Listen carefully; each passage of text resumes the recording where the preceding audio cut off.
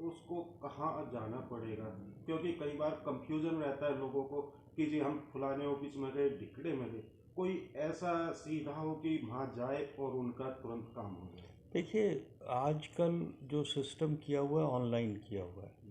हमारी वेबसाइट पे जाके लोन एप्लीकेशन को डाउनलोड करके वो भेज सकते हैं, उनको कहीं जाने की ज़रूरत नहीं है। और जो जो रिक्वायरमेंट्स है उस सब फॉर्म में दी गई हैं, वो स्कैन करके वो सब भेज सकते हैं। और हम उनको यहाँ से कॉल करके ऑफिस में बुला के उनके डॉक्यूमेंट को वेरिफिकेशन कर लेते हैं। तो भटकने की कहीं आवश्यकता ही नहीं है, सीधा उनका काम होगा।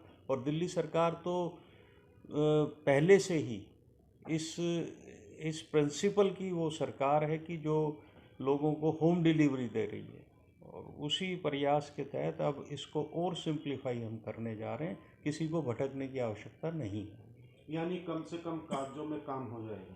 अच्छा जी। सर, मैं एक चीज़ और पूछना चाह रहा, जैसे अगर कोई लेना चाहता है, लोन लेना चाहता है, इसमें कुछ व्यवसाय का भी ऐसा है कि उन उन व्यवसाय पे ही मिलेगा, या फिर कोई भी देखिए, व्यवसाय हो? वो दायरा भी खादी बोर्ड ने बढ़ाया है व्यवसाय का भी, लेकिन उसमें एक कंडीशन सबसे बढ़कर है कि जो भी वो छोटा कुटीर उद्योग लगाएगा उसमें पॉल्यूशन का कोई काम नहीं होना चाहिए।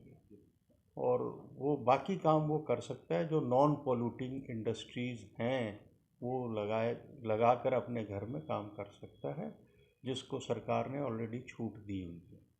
अच्छा सर, चलते चलते मैं कहूँगा, जैसे मकर संक्रांति और भी त्योहार आ रहे, उस पे दिल्ली के लोगों को क्या मैसेज आप देना चाहेंगे अपनी तरफ देखिए, ये खुशहाली के त्यौहार आ रहे हैं। मकर संक्रांति हो, लोहड़ी हो, पोंगल हो।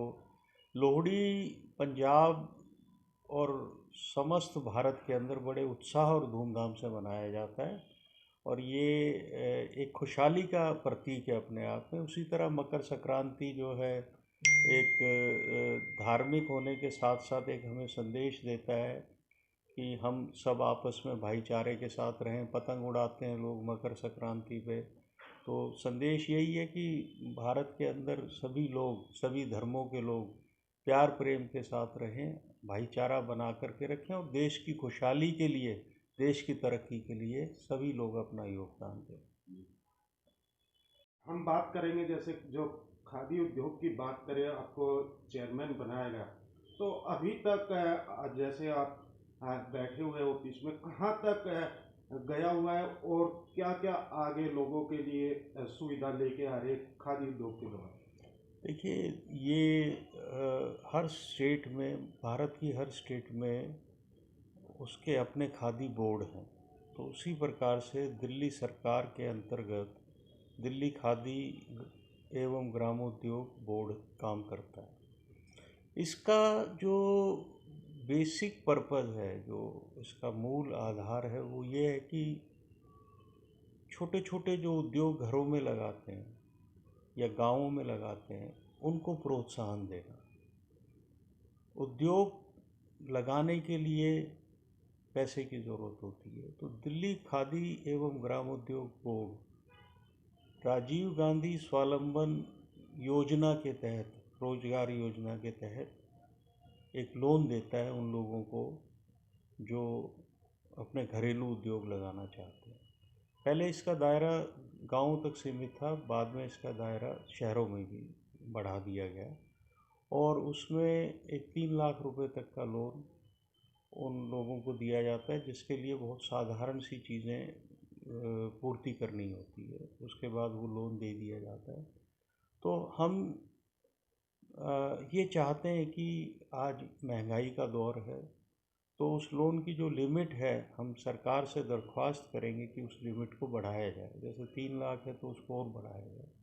इसका हमने एक प्रपोज़ल तैयार कर रहे हैं। और जो खादी के प्रोडक्ट्स हैं उसकी विश्वसनीयता पूरे वर्ल्ड में, मैं हिंदुस्तान में नहीं कहूँगा बल्कि पूरे वर्ल्ड में, खादी एक जाना माना नाम है।